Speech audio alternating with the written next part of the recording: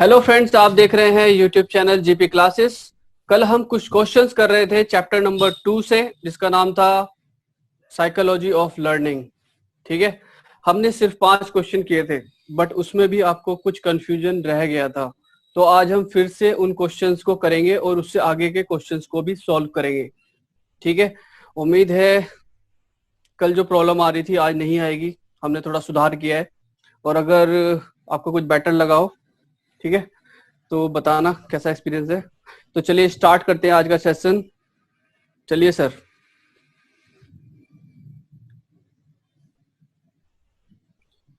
तो पहला क्वेश्चन आपके सामने है, व्हाट इज साइकोलॉजी। साइकोलॉजी क्या होता है? Scientific study of human mind. Scientific study human mind की। It is a art of astrology. Astrology क्या होता है? एस्ट्रोलॉजी होता है ज्योतिष विज्ञान। ठीक है, वो जो टीवी वगैरह पे ज्योतिष दिखाते हैं ना, भविष्य दिखाते फिरते रहते हैं, उन्हें बोलते हैं एस्ट्रोलॉजी। तीसरा ऑप्शन है, it is A change in behaviour, यानी कि बिहेवियर में जो चेंज आ रहा है, ठीक है, उसको आप साइकोलॉजी कहोगे। It is a branch of philosophy. Philosophy मतलब वो जो ज्ञान ज्ञान वगैरह बांटते रहते हैं ना, फिलोसफी। ठीक है, दर्शन शास्त्र। तो it is a branch of philosophy. तो जल्दी से बताइए आपका क्या आंसर होगा। तो ये पहला क्वेश्चन बहुत अच्छा क्वेश्चन है। इसमें आपसे पूछ रहा है कि व्हाट इज साइकोलॉजी, यानी कि नॉर्मल साइकोलॉजी या फिर जनरल साइकोलॉजी की बात हो रहा है आपको। ठीक है, यहाँ पे किसी प्रकार की एजुकेशनल साइकोलॉजी की बात नहीं हो रहा। वो यहाँ पे अगर बात करें, ये क्वेश्चन आपका जो बुक्स है उसमें गलत है। उसमें दिया आपका it is A change in behaviour. तो आपका ये होता है, डेफिनेशन किसका होता है ये आप कमेंट सेक्शन में जवाब दे सकते हो। जो ऑप्शन नंबर सी है, ये डेफिनेशन आपका किसका होता है? तो ये डेफिनेशन आपका एजुकेशन का होता है या फिर होता है आपके लर्निंग का होता है। ये आपके साइकोलॉजी की नहीं होता है। जब आपके साथ इसके साथ अगर आप एक चीज जोड़ दोगे, क्या? स्टडी, यानी कि चेंज इन बिहेवियर का स्टडी करना, अध्ययन करना, तो ये चीज आपका कहलाता है साइकोलॉजी। क्या कहलाता है? ये कहलाता है आपका साइकोलॉजी। शायद आपको क्लियर हो गया। अगर यहाँ पे स्टडी एक साथ अगर जोड़ दोगे तब इसका हो जाएगा आपका साइकोलॉजी, पर स्टडी की बात यहाँ पे की नहीं की है। पहला ऑप्शन देखते हैं। पहला ऑप्शन क्या आपका? Scientific study of human mind. यानी कि अगर आप देखो तो जो हमारा तीसरा डेफिनेशन था, जो हमने पढ़ा था ना, डेवलपमेंट ऑफ साइंस, यानी कि एक 18वीं शताब्दी में, 17 से 18वीं सेंचुरी के बीच में जो साइकोलॉजी की डेफिनेशन आई थी, यही आया था आपका। उसमें कहा गया था साइंस ऑफ माइंड। क्या कहा गया था? साइंस ऑफ माइंड या फिर ह्यूमन माइंड। ठीक है, यानी कि मन के विज्ञान को हम एक तरह से साइकोलॉजी कहते हैं। तो उसी का स्टडी करना हमारा क्या कहलाता है? साइकोलॉजी। यहाँ पे बहुत से बच्चे सी के साथ जा रहे हैं, पर मैं आपको बता दूं कि 20वीं सेंचुरी में जो वहां पे डेफिनेशन बताया गया था, वो बताया गया था साइंस ऑफ बिहेवियर, न कि चेंज इन बिहेवियर बताया गया था। वहां पे बताया गया था आपका साइंस ऑफ बिहेवियर। अगर साइंस ऑफ बिहेवियर होता तब इसका होता, पर यहाँ पे चेंज इन बिहेवियर है। स्टडी होता तब होता, पर यहाँ पे नॉर्मल चेंज इन बिहेवियर के बारे में बात किया गया है। तो आपको चीजें क्लियर हो गई होगी। जिसने पहले का जवाब दिया, ऑप्शन नंबर है उसका बिल्कुल सही है। अब हम बात करते हैं सेकंड क्वेश्चन के बारे में। दूसरा क्वेश्चन आपके सामने है, what is meant by educational psychology. इसका मतलब है एजुकेशनल साइकोलॉजी किसे कहेंगे। It is one of the branch of applied psychology. इसका मतलब है आप साइकोलॉजी को अप्लाइड कर रहे हो, वैसी ब्रांच है। It is science of education. Education से संबंधित एक विज्ञान है। It is a branch of philosophy. दर्शन शास्त्र से संबंधित एक ब्रांच है। Scientific study of human mind, यानी कि माइंड की साइंटिफिक स्टडी का एक साइंटिफिक एक साइंस है, एक ब्रांच है। तो जल्दी से बताइए आपका क्या चॉइस है। तो ये भी क्वेश्चन बहुत बढ़िया है। यहाँ पे देखो, जो पहला हमारा क्वेश्चन था कि व्हाट इज साइकोलॉजी, तो यहाँ पे डेफिनेशन आपकी ये था ना, scientific study of human mind. ये आपका जनरल साइकोलॉजी का डेफिनेशन है। पर यहाँ पे आपसे पूछ रहा है एजुकेशनल साइकोलॉजी। तो आप कमेंट सेक्शन में जो ये जवाब दे, किस साइंटिस्ट ने कहा था कि एजुकेशनल साइकोलॉजी साइकोलॉजी की वह ब्रांच है जो टीचिंग और लर्निंग में यूज की जाती है। तो आप उस साइंटिस्ट का नाम आप कमेंट सेक्शन में लिख सकते हो। तो इसका जिसने भी जवाब दिया, ऑप्शन नंबर ए उसका बिल्कुल सही है। दूसरे का ए हो जाएगा, पहले का भी हमारा ए हो जाएगा। ठीक है, क्लियर है। तीसरे क्वेश्चन पे देखते हैं। तीसरा क्वेश्चन क्या है आपका? तीसरा क्वेश्चन है, what is the name of the domain under which learners development nature and law of learning comes. इसका मतलब है कि जो वह कौन सा डोमेन है जिसके अंदर लर्नर के मन में, ठीक है, उसका डेवलपमेंट नेचर आएगा और लॉ ऑफ लर्निंग उसके अंदर आ जाएगी। तो वो उसे क्या कहा जाएगा? Psychology, philosophy, techniques of learning या फिर एजुकेशनल साइकोलॉजी। तो ये क्वेश्चन में आपको बताया गया था, मैंने आपको बताया था ये जो क्वेश्चन है आपका, ये आपकी किताबों में गलत मेंशन है, वहां पे आपका टेक्निक ऑफ लर्निंग है। ये क्वेश्चन अगर बच्चे कह रहे हैं मैंने कराया था, ये क्वेश्चन मुझे ध्यान तो है नहीं, मैंने ये क्वेश्चन कराया था, मैंने मोटिवेशन वाला कराया था, ये मुझे याद से नहीं आ रहा कि ये मैंने कराया था। चलो अगर मैंने कराया भी होगा, मुझे पहले तो याद नहीं है, अगर आप बता सकते कौन से लेक्चर में दिया तो मैं वहां पे एक बार चेक कर लूंगा अपने आप को, ठीक है। पर इसका जिसने भी जवाब दिया ऑप्शन नंबर डी यानी कि एजुकेशनल साइकोलॉजी। हमारा ये चैप्टर कौन सा जो फिलहाल हम पढ़ रहे हैं, ये तो साइकोलॉजी तो पढ़ रहे हैं हमारा, ये हमारा चैप्टर कौन सा है, सेकंड चैप्टर जो हमारा आज का है, ये तो हमारी एक तो चैप्टर है हमारा साइकोलॉजी, यानी कि साइकोलॉजी जो हमारा चैप्टर है उसमें हमारा जो एजुकेशनल साइकोलॉजी है उसी में आपका क्या चीज आता है, जो लॉज ऑफ लर्निंग है, सीखने का जो नियम है आपके एजुकेशनल साइकोलॉजी में आता है। उसके बाद लर्नर के जो आपके डेवलपमेंट ऑफ नेचर है, यानी कि विद्यार्थियों का विकास करने की जो प्रवृत्ति है, ये सब किस में आता है, ये सब आपका एजुकेशनल साइकोलॉजी में आता है, ठीक है। एजुकेशनल साइकोलॉजी एक तरह से देखा जाए जो हमारा सेकेंड चैप्टर है, सारे रूल रेगुलेशन, कौन से नियम है, रेडियंस का नियम क्या है, आपका क्लासिकल कंडीशन थ्योरी क्या, ऑपरेंट कंडीशन थ्योरी क्या, जो चीज भी है ये सब आपका किस में आता है, ये आपका सबका एजुकेशनल साइकोलॉजी में आता है। आप सीखने के कौन सी टेक्निक यूज करते हो, आप कौन सा प्रिंसिपल यूज करते हो, आप कौन सा नियम यूज करते हो, ये सारा टेक्निक हमारा एजुकेशनल साइकोलॉजी है। इसलिए मैं पहले भी आपको नोटिस कर चुका हूँ कि जो आपका सेकेंड चैप्टर है साइकोलॉजी यानी कि एजुकेशनल साइकोलॉजी, आप इसको पूरा फोकस करना, क्योंकि आपके जो एग्जाम होने वाला है करीब उसमें 30 से 35% आपके सेकेंड चैप्टर के ही आएंगे। अगर आपका सेकेंड चैप्टर आपका कंप्लीट है ना, तो आप बाकी के चैप्टर आप आराम से कर लोगे। तो इसके आंसर हम एक बार दोबारा देख लेते हैं, इसके आंसर आपके फर्स्ट और सेकंड और थर्ड के कौन कौन से हैं। तो पहला क्वेश्चन आपसे पूछ रहा है व्हाट इज साइकोलॉजी। तो साइकोलॉजी क्या आपका scientific study of human mind, यानी कि मानव के मन के जो वैज्ञानिक अध्ययन है। अगर स्टडी आएगा तभी आप सही जाना, ठीक है। जब तक स्टडी सब जुड़ेगा नहीं ना, ये डेफिनेशन गलत माना जाएगा आपका, ठीक है। तो scientific study of human mind, ये हमारा जनरल साइकोलॉजी हो गया। जबकि दूसरा क्वेश्चन क्या कह रहा है आपका कि एजुकेशनल साइकोलॉजी क्या है। तो साइकोलॉजी की वह ब्रांच जो आपके एजुकेशन में यूज किया जाता है। ये किसने कहा था, तो ये कहा था आपके स्किनर साहब ने कहा था, ठीक है। क्लियर है। तीसरा क्वेश्चन क्या है, ऐसा कौन सा डोमेन है जिसके अंदर क्या क्या आता है, एक लर्नर का डेवलपमेंट नेचर आता है, साथ ही साथ आपके लॉ ऑफ लर्निंग आते हैं। तो ये सब आपका आता है एजुकेशनल साइकोलॉजी में। तो जिसने भी पहले का जवाब दिया ऑप्शन नंबर है उसका बिल्कुल सही है, दूसरे का जिसने जवाब दिया ऑप्शन नंबर है उसका बिल्कुल सही है, और तीसरे का जिसने भी जवाब दिया एजुकेशनल साइकोलॉजी उसका बिल्कुल सही है। ये वाला क्वेश्चन, तीसरा क्वेश्चन और पहला क्वेश्चन जो आपके नियमित किताब है उसकी आंसर की में गलत है। बाकी जो थ्योरी है, थ्योरी आपका बिल्कुल बेस्ट है, आप एक बार थ्योरी वहां पे पढ़ो, आपको चीजें क्लियर हो जाएगी। बाकी 6 बजे की आज की क्लास में हम चीजों को क्लियर करने वाले हैं, ठीक है। तो इसके बारे में थोड़ा सा यहाँ प्रेम सर बताएंगे, फिर हम आगे बढ़ते हैं। तो जैसा कि सामने आपको इमेज में दिख रहा है, psychology is defined as a scientific study of human behaviour and mental process. ठीक है, scientific study of human behaviour यानी कि ह्यूमन कैसा बिहेव करता है, ठीक है, इंसान का कैसा बिहेवियर होता है, और mental processes.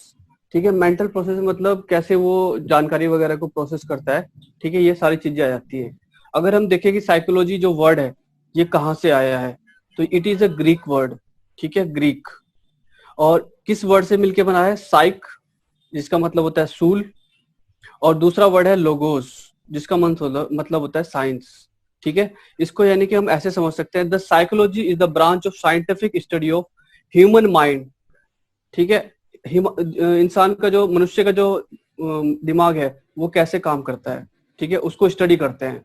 And how it influences behaviour consciously consciously and unconsciously. इसका मतलब है कि किस तरीके से आपका जो व्यवहार है वो आपका अवचेतन मन होता है, एक अवचेतन मन होता है। ठीक है, जैसे अगर हम बात करें ह्यूमन माइंड की, तो ह्यूमन माइंड में क्या होता है, एक आपका चेतन मन होता है यानी कि जब जहां जानकारी आपके माइंड में रहती है, और दूसरा कौन सा होता है आपका अवचेतन मन, यानी कि आपने कोई जानकारी अगर कुछ सीखा है तो वो आपका क्या होता है कि अवचेतन मन में चला जाता है।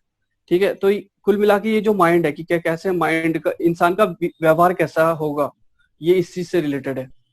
स्किनर ने बताया भी है, स्किनर ने जो ये आपको परिभाषा दे रखी है एजुकेशनल साइकोलॉजी की दे रखी है। तो एजुकेशनल साइकोलॉजी के बारे में क्या कहा था, एजुकेशनल साइकोलॉजी इज, तो इस आपके स्किनर साहब ने एजुकेशनल साइकोलॉजी का डेफिनेशन क्या कहा था, उन्हें बताया था कि एजुकेशनल साइकोलॉजी क्या है, साइकोलॉजी की वो ब्रांच है जो साइकोलॉजी में उसमें टीचिंग और लर्निंग में क्या करती है, इसका यूज किया जाता है जिससे आपका टीचिंग और लर्निंग को बेस्ट किया जा सकता है। ठीक है, तो ये डेफिनेशन किसने दिया, स्किनर साहब ने कहा। और जो साइकोलॉजी का डेफिनेशन ये क्या आपका scientific study of human behaviour and the mental process. तो शायद आपको चीजें यहाँ पे क्लियर हो गई। अगला क्वेश्चन देखने से पहले जो आपका जो थर्ड ऑप्शन था, जो तीसरा आपका क्वेश्चन था ना आपका, जो उसमें दे रखा है कि टेक्निक ऑफ लर्निंग, उसके बारे में थोड़ा सा यहाँ पे देख लेते हैं। तो आपके एजुकेशनल साइकोलॉजी में ही बताया गया है कि जो आपके कैरेक्टरिस्टिक होते हैं, जो लर्नर के जो सीखने के जो उसकी विशेषताएं होती है, जो स्टेज आते हैं, यानी कि जो उनका डेवलपमेंट होता है, जो उनके नेचर का जो डेवलपमेंट होता है, साथ ही साथ जो आपके लॉ ऑफ लर्निंग है, ये सब किसके अंतर्गत आते हैं, ये कौन से डोमेन है, किसके अंतर्गत आते हैं, तो ये आपके एजुकेशनल साइकोलॉजी के अंतर्गत आते हैं। आप एक बार अपनी नीमी किताब खोलो, उसके अंदर पढ़ोगे तो ये चीज जो मैंने कंटेंट उठाया नहीं आपका, ये कंटेंट आपका वहीं से आपका, ठीक है, ये कंटेंट मैंने कहीं अलग से नहीं लिया है। तो ये सब चीज आपका किसमें होता है, ये आपका एजुकेशनल साइकोलॉजी में होता है। ठीक है, तो जिसने भी बताया आपका एजुकेशनल साइकोलॉजी, क्योंकि सेकंड चैप्टर ही हमारा यार चैप्टरों का चैप्टर है, सारे रूल रेगुलेशन इसमें सब कुछ अगर देखा जाए तो ओवरऑल प्रिंसिपल कौन से आते हैं, लॉ ऑफ लर्निंग क्या है, अगर इंस्ट्रक्टर है तो अगर उसकी एक्टिविटी करेगा सीखेगा, उसको क्या है, हमेशा डायनेमिक होना चाहिए, हमारा टीचिंग कैसा प्रोसेस है, क्या कंटिन्यूस प्रोसेस है, डिफाइंड प्रोसेस है, तो सब चीज आपका ये एजुकेशनल साइकोलॉजी में आता है। तो शायद आपको चीजें क्लियर हो गई। अगले क्वेश्चन पे देखते हैं। अगले क्वेश्चन प्रेम सर। अगला क्वेश्चन आपके सामने है, which principle creates curiosity among the learner. इसका मतलब है वो कौन सा प्रिंसिपल है जिसके तहत लर्नर के मन में उत्सुकता को जगाया जाता है। तो इसमें तो मेरे ख्याल से आपको कोई दिक्कत नहीं होनी चाहिए, कल भी हमने एक्सप्लेन किया था। ठीक है, तो जल्दी से आंसर दे और फिर गौरव से इसको अच्छे से एक्सप्लेन करेंगे। इसके बारे में यही कह सकता हूँ कि चूंकि आपके जो निमी वगैरह की बुक है उसमें थोड़ा सा ये मिस्टेक दे रखा है, हमारे ख्याल से, हो सकता है हम भी गलत हो, लेकिन जितना हमें नॉलेज है उस हिसाब से। क्योंकि अगर आप अपने लर्नर के मन में अगर आप एक तरीके का मोटिवेशन ही नहीं दोगे तो वो क्यूरियस कहाँ से होगा। ठीक है, तो मेरे ख्याल से आपको थोड़ा सा हिंट मिल गया होगा क्या आंसर होगा इसका। ठीक है, तो जिसने इसका जवाब दिया ऑप्शन नंबर सी, यानी कि प्रिंसिपल ऑफ मोटिवेशन, उसका बिल्कुल सही है। प्लानिंग में भी आएगा, पर प्लानिंग में हम एक से प्रीफर नहीं करेंगे, क्योंकि प्लानिंग में आप कौन सा पर्पज का नियम यूज करते हो, और पर्पज का नियम कहता है, पर पर्पज के नियम के बारे में यहाँ तो बात नहीं हो रहा है। जब मोटिवेशन का एक तरह से हम पढ़ेंगे कि प्रिंसिपल ऑफ मोटिवेशन क्या कहता है, तो चीजें हमारे क्लियर हो जाएगा। तो मैंने मिसअंडरस्टैंडिंग में पहले प्लानिंग बताया था, प्लानिंग में भी आता है, पर थोड़ा सा अलग एरिया हो गया आपका। ठीक है, और थोड़ा सा आपका अलग एरिया हो गया, पर मोटिवेशन की डायरेक्ट आपको कहता है, आपको डायरेक्ट क्यूरियोसिटी के बारे में बताता है। तो जिसने इसका जवाब दिया ऑप्शन नंबर सी, उसका बिल्कुल सही है। आप एग्जाम में मोटिवेशन के साथ ही जाना है। अगला क्वेश्चन देखते हैं, पांचवा क्वेश्चन, फिर अगले क्वेश्चन में चलते हैं। ठीक है, तो अगला आपका पांचवा क्वेश्चन है, what is the name that every teacher has certain time bound activities and hence teaching should be systematic to make optimum use of resources with in time limit. इसका मतलब है कि एक टीचर होता है, उसके पास कुछ ऑब्जेक्टिव्स होते हैं जो उसको कुछ निश्चित टाइम में पूरे करने होते हैं। इसके लिए वो क्या करता है कि उसके पास जो रिसोर्सेज होते हैं उनको एक तरीके से सिस्टमैटिकली वो उसको अरेंज करके रखता है। तो ये जो आप ये पूरा प्रोसेस कर रहे हो, ठीक है, जिसके तहत आप क्या कर रहे हो, आपके पास टाइम बाउंड है, कुछ टाइम है आपके पास कुछ ऑब्जेक्टिव्स लिए हैं आपने, और इसके अलावा क्या है कि आपके पास रिसोर्सेज है उसको अच्छे तरीके से यूटिलाइज करना है। तो ये एक तरीके से टीचिंग के किस चरण के अंतर्गत आता है, तो प्रिंसिपल ऑफ मोटिवेशन के अंतर्गत आता है, प्रिंसिपल ऑफ प्लानिंग के अंतर्गत आता है, प्रिंसिपल ऑफ इंटरेस्ट के अंतर्गत आता है, या जो आपका लास्ट ऑप्शन है प्रिंसिपल ऑफ डेफिनेट एम, इसके अंतर्गत आता है। जल्दी से बताइए क्या आंसर होगा। ये क्वेश्चन में बहुत बढ़िया क्वेश्चन है। जब आप एक तरह से क्लास को पढ़ाया जाता है ना, जब तक एक तरह से आप अपने ऑब्जेक्टिव को पढ़ाते नहीं, अपने उद्देश्य को अगर वहां पे नहीं बताओगे, तो जो ट्रेनिंग है एक तरह से अपना सक्षम दिखाएंगे नहीं, क्योंकि आपके रिक्वायरमेंट के अकॉर्डिंग आप चीजों को ज्यादा कैच करते हो। अगर मैं बता दूं इस चीज का रिक्वायरमेंट आपका बाद में, इस चीज का रिक्वायरमेंट आपका पहले है, तो जिसका रिक्वायरमेंट आपकी जिंदगी में ज्यादा होगा उसको आप पहले कैच करोगे, जिसका रिक्वायरमेंट कम होगा तो उसको बाद में कैच करोगे। तो क्वेश्चन आपसे ये पूछता है कि ऐसे कौन सा चीज है जो आपके एक तरह से टाइम बॉन्ड, जो आपके ऑब्जेक्टिव टाइम एक तरह से बॉन्ड्स पे करते हो, तो उसके उद्देश्य के बद्ध रहते हो, और साथ ही साथ एक सिस्टमेटिक ऑप्टिमम चीज दिखे कि रिसोर्स का भी तरह से क्या करते हो, टाइम लिमिट के साथ यूज करते हो। तो यह सब चीज आप किसमें करते हो, प्लानिंग में। ठीक है, किसमें करते हो, प्लानिंग में। ये क्वेश्चन आपका और ये बनता है कि जो आपका इंस्ट्रक्टर है, इन चारों में से कौन सा प्रिंसिपल उससे बेस्ट आना चाहिए, तो कोई प्रिंसिपल उससे आए या ना आए, पर ये जो दूसरा प्रिंसिपल है आपका यानी प्रिंसिपल ऑफ प्लानिंग, उसको आना ही आना चाहिए। अगर उसको प्रिंसिपल ऑफ प्लानिंग उसको नहीं पता है ना, तो सब एक तरह से बेस्ट टीचर नहीं माना जाएगा, क्योंकि सारा चीज आपका इसमें इंक्लूड होता है कि आप कब प्लानिंग करो। प्लानिंग में आपका ये चीज आता है ना कि आप कौन सा तरीका यूज करोगे, एप्लीकेशन आप कब लोगे, टेस्ट आप कब लोगे, अब जो आपके ट्रेनिंग है आप उनको कैसे कैसे गाइड करोगे, उनके इंडिविजुअल डिफरेंस को कैसे प्राप्त करोगे, कैसे पता लगाओगे, ये सब आप सब कुछ ये किसमें आता है, आपका प्रिंसिपल ऑफ प्लानिंग में आता है। तो शायद आपको चीजें क्लियर होगी। मैं आपको थोड़ा सा आपको यहाँ पे प्रिंसिपल ऑफ मोटिवेशन क्या कहता है ये थोड़ा सा प्रेम सर भी बताने वाले हैं, और प्रिंसिपल ऑफ प्लानिंग क्या कहता है आपको नेक्स्ट स्लाइड में अभी सर आपको बताने वाले हैं। उससे पहले मैं आपको बता देता हूँ यहाँ पे एक चीज और क्लियर कर देता हूँ कि जिसने भी इसका जवाब दिया है, क्यूरियोसिटी आपका किसमें आता है, ये प्रिंसिपल ऑफ मोटिवेशन यानी कि ऑप्शन नंबर इसका सी बिल्कुल सही है, और इसका है आपका प्रिंसिपल ऑफ प्लानिंग इसका बिल्कुल सही है। तो जिसने चौथे का जवाब दिया ऑप्शन नंबर सी उसका बिल्कुल सही है, और जिसने पांचवें का जवाब दिया ऑप्शन नंबर बी उसका बिल्कुल सही है। तो यहाँ पे थोड़ा सा आपको प्रेम से बताने वाला है कि प्रिंसिपल ऑफ मोटिवेशन क्या कहता है और प्रिंसिपल ऑफ प्लानिंग क्या कहता है। फिर हम आज के नेक्स्ट क्वेश्चन पे चलते हैं। तो जैसा कि आपको सामने दिख रहा है principle of motivation, it creates curiosity among learner to learn new things. इसका मतलब है कि अगर आप मोटिवेट करते हो अपने लर्नर को, तो उसके मन में एक उत्सुकता जागृत होती है, जिसकी वजह से वो नई चीज सीखने के लिए प्रेरित होता है। ठीक है, तो मोटिवेशन बहुत ज्यादा इंपॉर्टेंट है। अगर मैं आपको एक उदाहरण दूं, तो जैसे अंकित अवस्थी सर की आप में से कुछ लोग क्लास देखते होंगे जो सुबह के टाइम आती है, तो उसमें वो शुरू में क्या करते हैं, मोटिवेशनल कोट वगैरह यूज करते हैं, थोड़ा सा आपको मोटिवेट करते हैं।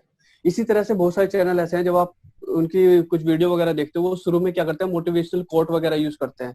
तो ये जो किया जा रहा है, ये क्यों किया जा रहा है, ताकि एक उत्सुकता अपने लर्नर के मन में जागृत की जा सके, उनको मोटिवेट किया जा सके। ठीक है, तो इसके बाद है principle of planning. Principle of planning क्या होता है, every teacher has certain time bound activities, time bound objectives, ठीक है, and hence teaching should be systematic to make optimum use of resources with in the time limit.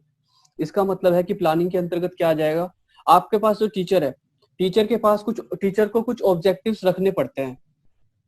उन objectives का क्या होगा, उन ऑब्जेक्टिव्स को उसको जो टाइम दिया गया है उसके अंदर पूरा करना पड़ता है। और क्या शर्त होती है कि जो भी रिसोर्सेज हैं, चाहे वो चार्ट हो, चाहे वो स्लाइड्स हो, ठीक है, चाहे वो मान लिया जैसे OHP है, ठीक है, मान लिया कोई आपकी OHP शीट वगैरह है, उनको कैसे यूज करना है, ठीक है, या फिर आपका कोई मॉडल वगैरह है जो कि आपने बना रखा है, तो उन सब का जो रिसोर्सेज है उनको अच्छे से यूज करे और जो ऑब्जेक्टिव है उनको पूरा करे। तो ये सब तीनों चीजें जो आती है, ये आपके प्रिंसिपल ऑफ प्लानिंग के अंतर्गत आ जाती है। तो मेरे ख्याल से क्लियर हो गया होगा। तो यहाँ पे ये टेक्निक बहुत बेस्ट आना चाहिए, प्रिंसिपल प्लानिंग बहुत ज्यादा, क्योंकि अब जैसे कि अभी देखो, अभी आप लेसन प्लान करने जा रहे हो, ठीक है, अभी लेसन प्लान देने जाओगे, जब से टाइप खुलेगा, डेमो प्लान जाओगे, तो वहां पे टाइम पे फोकस किया जाता है कि आपको 20 मिनट दिया जाएगा, तो आपको 20 मिनट के अंदर करना होता है। ये सब चीज आप किसमें करते हो, अपने प्लानिंग में करते हो, कि आपके पास जो रिसोर्सेस है आप उसका ऑप्टिमम कैसे यूज कर सकते हो, उसको टाइम लिमिटेड के साथ। ठीक है, आप अपने रिसोर्सेस के जो आपके पास रिसोर्सेस है, आप उसको ऑप्टिमम यूज कैसे अपने टाइम लिमिट के अंदर कर सकते हो। तो ये चीज आपका प्रिंसिपल ऑफ प्लानिंग आता है। और क्यूरियोसिटी जो आपके आते हैं, ये सब आपका प्रिंसिपल ऑफ मोटिवेशन डायरेक्ट सीधे ही कह रहा है आपका, it create curiosity among a learner of the learn new thing, यानी कि नए सोचने के लिए आपको जिज्ञासा पैदा करना, ये चीज आपका प्रिंसिपल ऑफ मोटिवेशन कहता है। तो शायद आपको चीजें यहाँ पे क्लियर होगी। अगला क्वेश्चन देखते हैं। ठीक है, अगला क्वेश्चन भी आपको बहुत अच्छा क्वेश्चन है। अगले क्वेश्चन जाने से पहले आपको मैं थोड़ा सा यहाँ पे चीजें बता देता हूँ कि साइकोलॉजी ने हमारा दो शब्द से मिलकर बना, एक होता है साइकी, दूसरा होता है लोगत। ये दोनों से मिलकर हमारा बनता है साइकोलॉजी, से बोलते हैं मनोविज्ञान। ये आपका नॉर्मल साइकोलॉजी है, जो आपका एक तरह से ओवरऑल साइकोलॉजी कहते हैं। इसी में से आपका एक जनरल साइकोलॉजी अलग बनता है और आपका एजुकेशनल साइकोलॉजी आपका अलग बनता है। साइकी मतलब होता है आपका सोल या फिर माइंड भी बोलते हैं इसको, क्या बोलते हैं, आत्मा या फिर माइंड भी बोलते हैं। ठीक है, और लोगस मतलब आपका होता है टू स्टडी भी होता है, नॉलेज भी होता है, आपका साइंस भी होता है। यानी कि इसका अगर देखा जाए तो इसका अलग अलग मीनिंग निकल के आता है। इसका जो मेन होता है टू स्टडी ही होता है, ठीक है, और हम इसको नॉलेज भी बोल देते हैं और इसको साइंस भी बोल देते हैं। ठीक है, ये अगर आपसे पूछा जाए कि दो वर्ड से मिलकर बना है ना साइकोलॉजी आपका, तो ये दोनों शब्द कैसे शब्द है, पेपर आपसे पूछा जाता है, ये दोनों आपके ग्रीक वर्ड है। कैसे वर्ड है, आपके ग्रीक वर्ड है। शायद आपको यहाँ पे चीजें क्लियर होगी। अगले क्वेश्चन की तरफ देखते हैं। अगला आपका क्वेश्चन है, what should be done to sustain interest for continuous learning after motivation.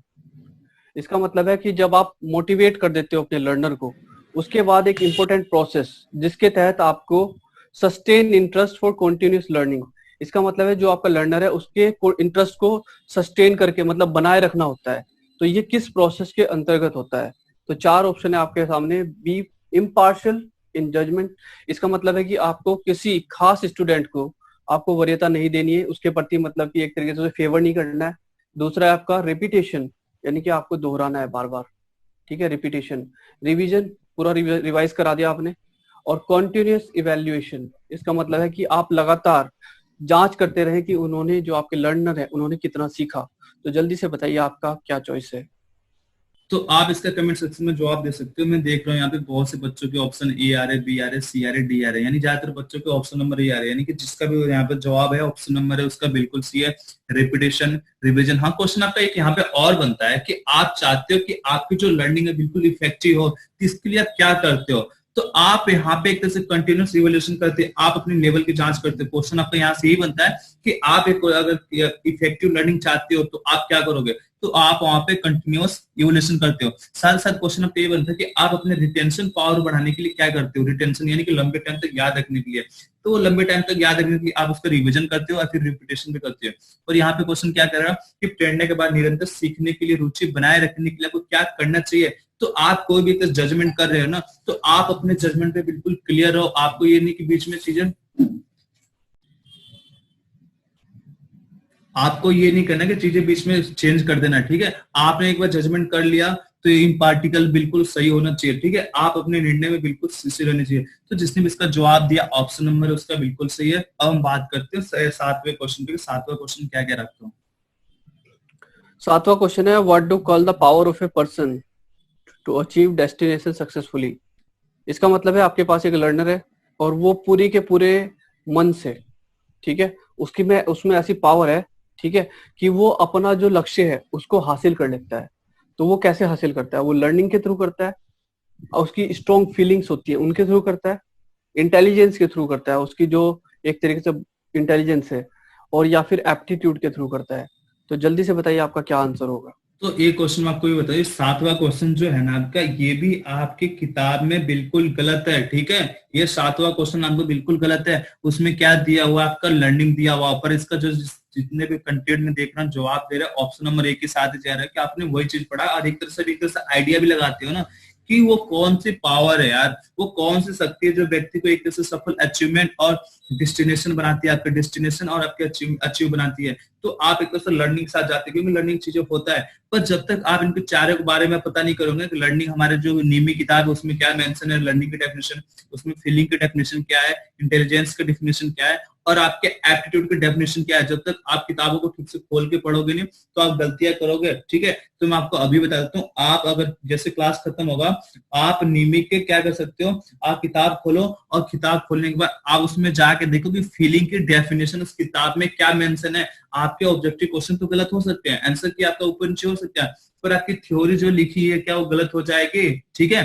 तो आप वहां पे एक बार डेफिनेशन अपनी नीमी किताब खोलो। अभी मैं ग्रुप जैसे लेक्चर खत्म होगा मैं ग्रुप में किताब का लिंक जो है पीडीएफ में शेयर कर दूंगा, वहां पे जाके एक बार आप लर्निंग की और फीलिंग की डेफिनेशन आप पढ़ना वहां पे सेकंड चैप्टर में, ठीक है। तो आपको चीजें क्लियर हो जाएगी।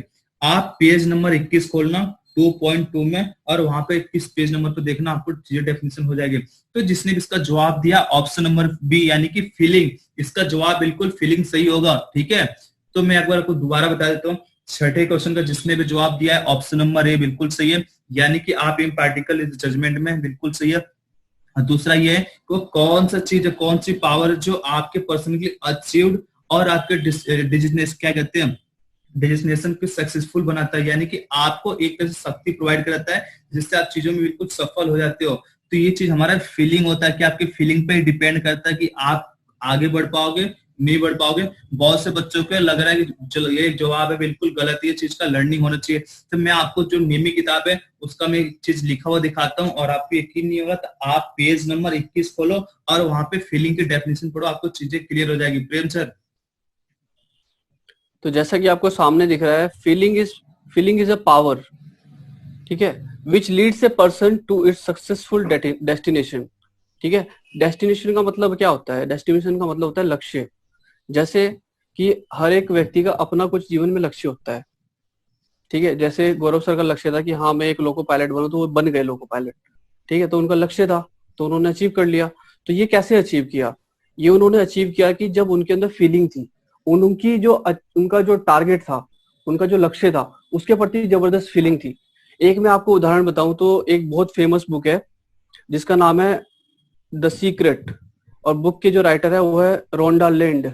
ठीक है, अगर आप वो बुक पढ़ोगे तो वो बुक रिलेटेड है कि कैसे आप अपने इमोशंस के थ्रू अपने जो टारगेट्स हैं उसको प्राप्त कर सकते हो। तो मेरे ख्याल से आपको क्लियर हो गया होगा।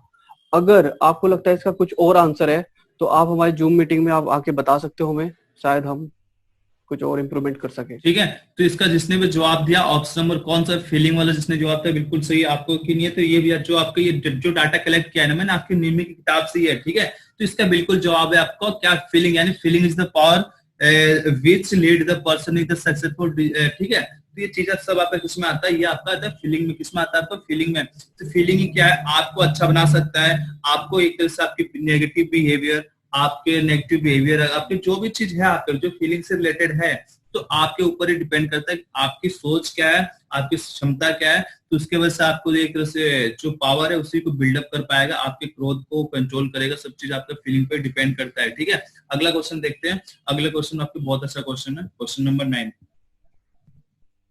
तो अगला क्वेश्चन है in learning which implies degree of concentration and eagerness. ठीक है, तो निम्नलिखित में से वो कौन सी चीज है जिससे किसी भी लर्नर के मन में जबरदस्त कंसंट्रेशन और ईगरनेस, ईगरनेस का मतलब क्या होता है, जानने की इच्छा, तो ईगरनेस पैदा होगी। तो पहला ऑप्शन है आपका इंटेलिजेंस, दूसरा है मोटिवेशन, तीसरा ऑप्शन है एटीट्यूड, और फोर्थ आपका ऑप्शन है रेडीनेस।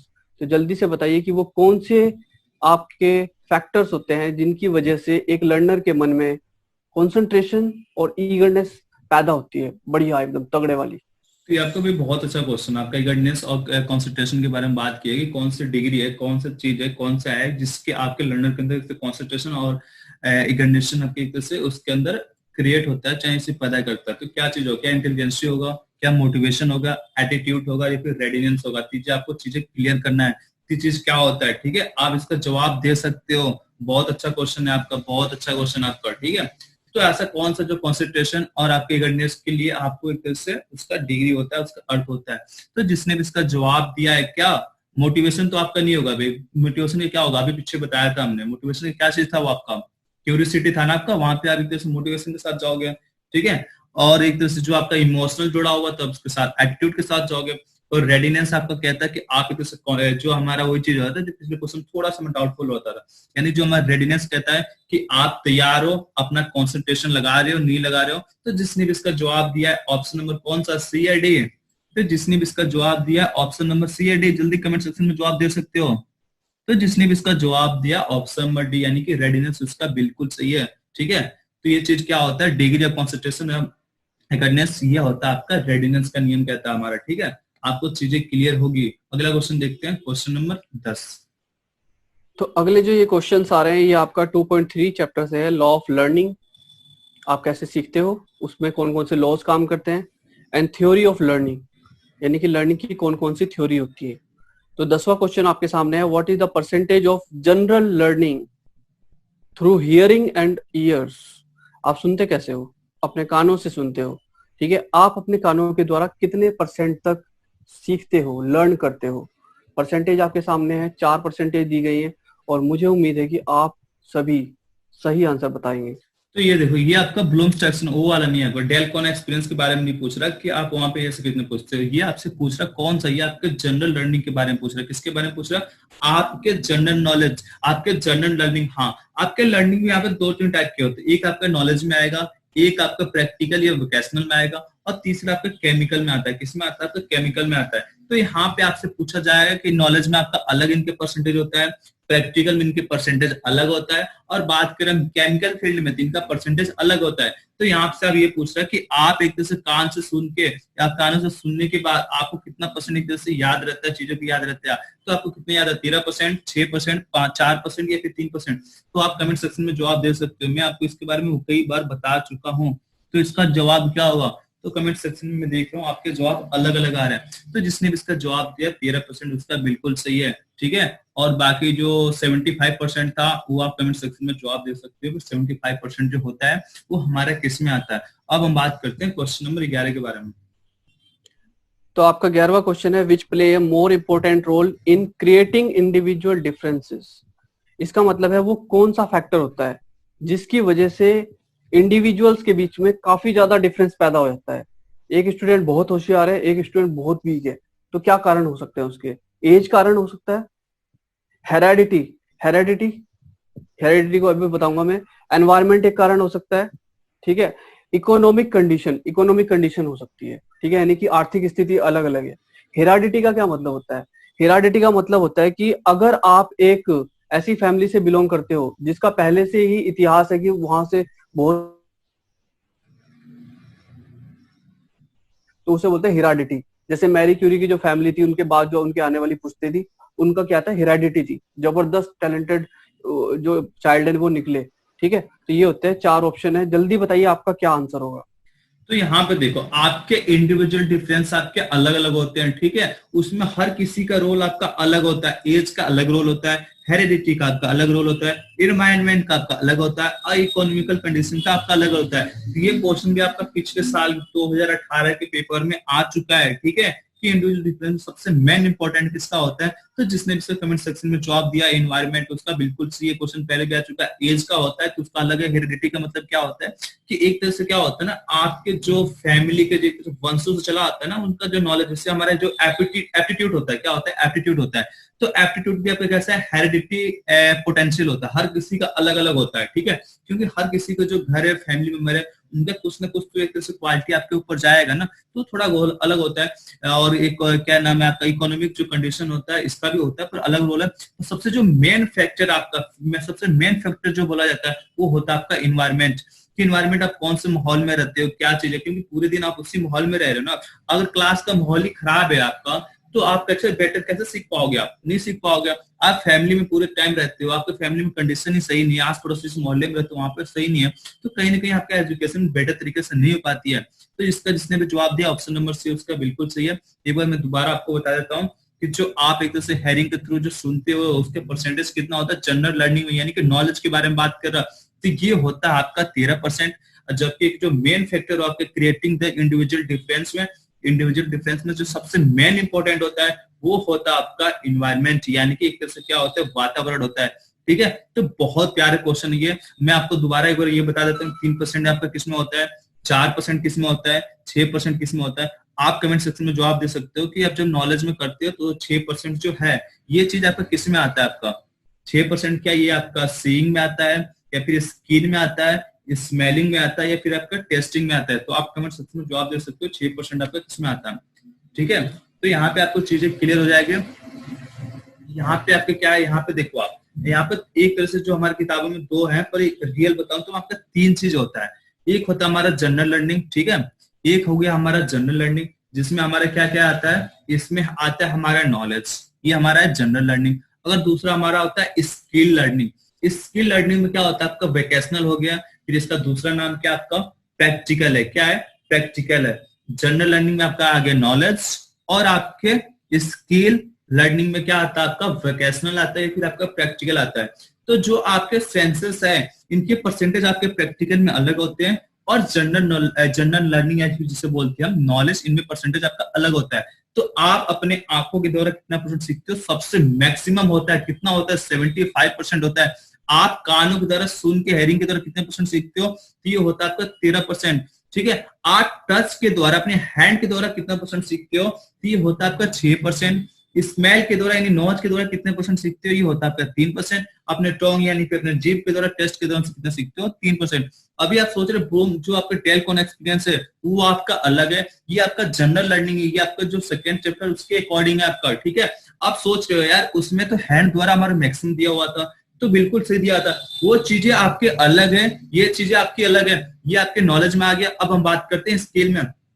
तो जब आप प्रैक्टिकल करते हो भाई, तो प्रैक्टिकल में सबसे ज्यादा यूज किसका करते हो? अपने हैंड का करते हो ना। तो हैंड का बहुत ज्यादा परसेंटेज होता है। कितना होता है? 60 होता है। ये जो डाटा है आपके नियमित किताब के, ये जो डाटा है ये थोड़े से स्टैंडर्ड किताबों के हैं, ठीक है। तो इसका होता है 60%। अगर आपका ऑप्शन 60% नहीं है तो आपको 63% मिल सकता है।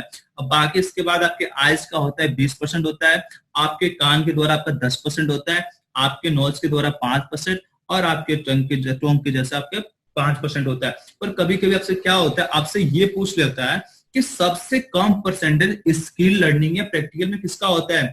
तो यहाँ पे देखो, ये देखो 5-5 बराबर है, अगर दोनों आ गया बोथ का तो आप बोथ के साथ जा सकते हो। पर कुछ स्टैंडर्ड किताबें अलग है जहां पे इसका परसेंटेज दिया है 3 और इसके परसेंटेज दिए हैं 4 और इसका 63% है। तो आप दोनों डाटा याद कर सकते हो, ठीक है। सबसे जो कम परसेंटेज होता है इसके लिए फिर वोकेशनल में ये होता है आपके नॉलेज का, ये होता है 3% और आपके जीव या टॉन्ग टर्म होता है ये होता है आपका 4%। तो शायद आपको चीजें क्लियर हो गई। साथ ही साथ इसके बाद एक और होता है हमारा केमिकल, पर हमारा वो रिलेटेड नहीं है, थोड़ा सा अलग फील्ड हो जाता है। फिर भी आपको हल्का फुल्का मैं आप बता देता हूँ कि केमिकल में आपका सबसे ज्यादा जो परसेंटेज होता है ये आपके होता है टॉन्ग का, अपने जीव का होता है, ये होता है आपका 35%। स्मेलिंग का होता है यानी नोज का होता है आपका सबसे ज्यादा परसेंटेज इसमें होता है, इसमें होता है आपका 35%। नोज में होता है इसके बाद सेकेंड नंबर पे यानी कि 27%। और उसके बाद होता है आपके आंखों का, ये होता है आपका 25%। और साथ ही साथ अगर बात करें यहाँ पे टच के बारे में तो टच का होता है आपका 5 से 7%। और आपके कान का होता है, हेयरिंग का होता है 5 से 6%। ये मैं किसके बारे में बात कर रहा हूँ, तो ये मैं केमिकल के बारे में बात कर रहा हूँ। ये आपका प्रैक्टिकल हो गया, ये आपका नॉलेज हो गया, और बाकी मैंने आपके केमिकल के बारे में ओवरव्यू थोड़ा बहुत बता दिया। अब अगले क्वेश्चन पे चलते हैं। तो अगला क्वेश्चन आपके सामने है, what causes the trainees when stimulation imparted. ठीक है, इसका मतलब है तब क्या होता है व्हेन स्टिमुलेशन इम्पार्टेड। स्टिमुलेशन मतलब आप अपने स्टूडेंट को उत्तेजित कर देते हो, ठीक है। इम्पार्टेड मतलब जैसे आप उसको बोलो ना, यस यस बिल्कुल आप जवाब दे सकते हो, वेरी गुड, बहुत बढ़िया, वेरी गुड, एक्सीलेंट। आप मोटिवेट करते हो, आप स्टिमुलेट करते हो कि yes you can do it, ठीक है। तो इससे क्या होता है, इससे अराउजिंग डाउट होता है, मतलब जो आपका ट्रेनी है उसको डाउट आएगा। दूसरा क्रिएटिंग सरप्राइज, उसको सरप्राइज होगा, अरे आज गुरुजी को क्या हो गया, ठीक है। तीसरा आपका क्या है, रेजिंग ऑब्जेक्टिव, ठीक है, क्या ये रेजिंग, हाँ। या फिर आपका डी ऑप्शन है, independent activity during learning process, सीखने की प्रक्रिया के दौरान एक स्वतंत्र गतिविधि होती है। तो जल्दी से बताइए क्या आंसर होगा आपका। तो ये अभी आपका बहुत प्यारा क्वेश्चन आपसे पूछ रहा है, कौन सा केस है जो ट्रेनिंग के अंदर क्या करता है, स्टिमुलेशन पैदा करता है, इम्पार्ट करते हैं, इम्पार्टेड करता है, तो क्या चीज होता है वो। तो जिसने भी इसका कमेंट सेक्शन में जवाब दिया कौन सा, सी आई डी। तो जिसने भी इसका कमेंट सेक्शन में जवाब दिया ऑप्शन नंबर क्या, सी आई डी। कमेंट बॉक्स में जल्दी आप जवाब दे सकते हो। तो जिसने भी इसका जवाब दिया ऑप्शन नंबर डी यानी कि independent activity duration learning process, यानी कि सीखने के दौरान, सीखने की प्रक्रिया के दौरान स्वतंत्र एक्टिविटी यानी कि इंडिपेंडेंट एक्टिविटी, ये हमारा स्टिमुलस इम्पार्टेड होता है, जो हमारे केस में होता है, ट्रेनिंग के केस में होता है, सीखने के केस में होता है। तो शायद आपको यहाँ पर चीजें क्लियर है। अब आज का लास्ट क्वेश्चन देखते हैं, ठीक है। लास्ट क्वेश्चन क्या है देख लेते हैं, क्या चीज है आपको। तो लास्ट क्वेश्चन है, what will be the effect when asking interesting and challenging formulation of questions.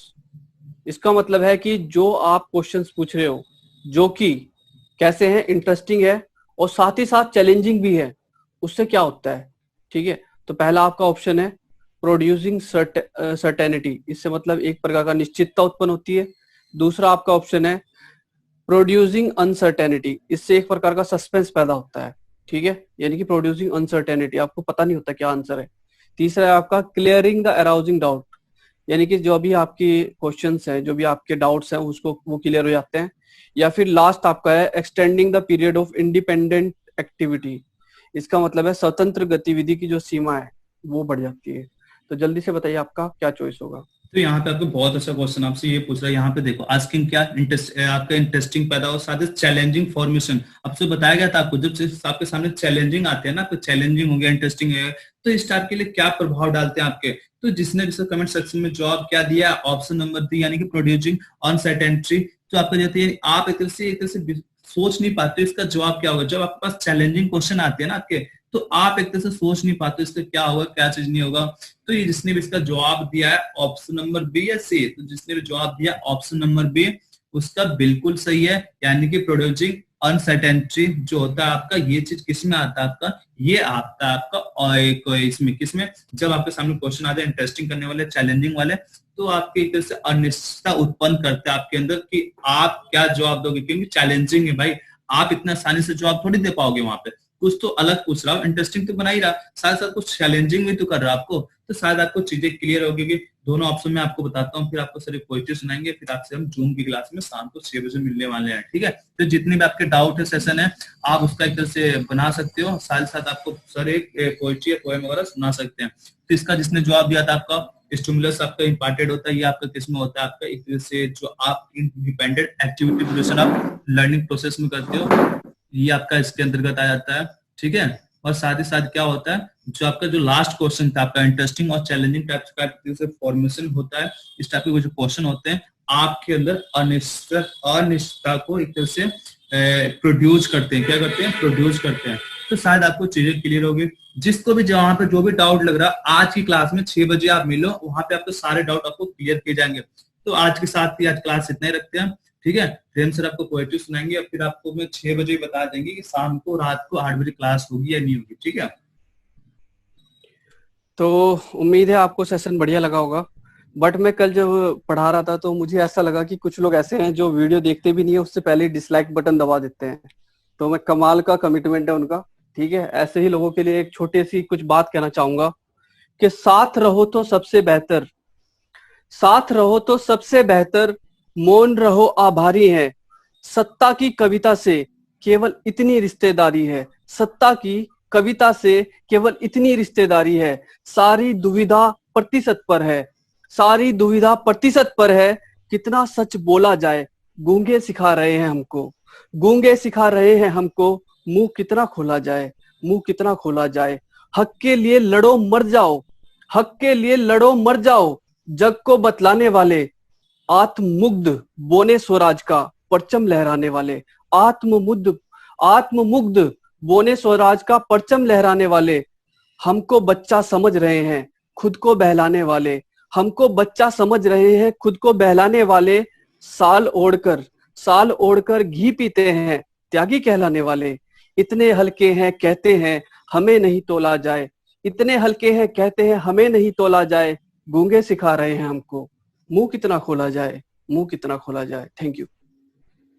तो आज के लिए इतना रखते हैं। अगर आपको आज का सेशन अच्छा लगा तो जिसने भी लाइक नहीं किया वो लाइक कर ले, और जिसने सब्सक्राइब नहीं किया सब्सक्राइब कर ले। और जितने भी आपके दिमाग में क्वेश्चन आज बने होंगे ना, आज और कल के लेक्चर में, आप बिल्कुल पत्ते उसमें कॉपी किताबें जितना लिखना है लिख लो, आप तैयार कर लो। 6 बजे क्लास में जितने भी डाउट है आप लेके आओ, हम कोशिश करेंगे पूरा उसका जवाब देने के लिए। और अगर जवाब नहीं दे पाएंगे तो आपको कैसे न कैसे करके आपको जवाब जरूर दिया जाएगा, ठीक है। तो आप अपने जितने भी डाउट आपके अंदर बन रहे, आप सारे डाउट क्रिएट करो और अपने कॉपी अपने नोट्स बुक्स में लिखो उसको, और शाम को 6 बजे आओ, हम आपके सारे डाउट क्लियर करेंगे, ठीक है। अगर लिंक आपके ग्रुप में अभी सेंड नहीं हुआ होगा तो कुछ टाइम में हमें ग्रुप में हम लिंक को सेंड कर देंगे, ठीक है। तो आज के लिए इतने रखते हैं। जय हिंद, जय भारत।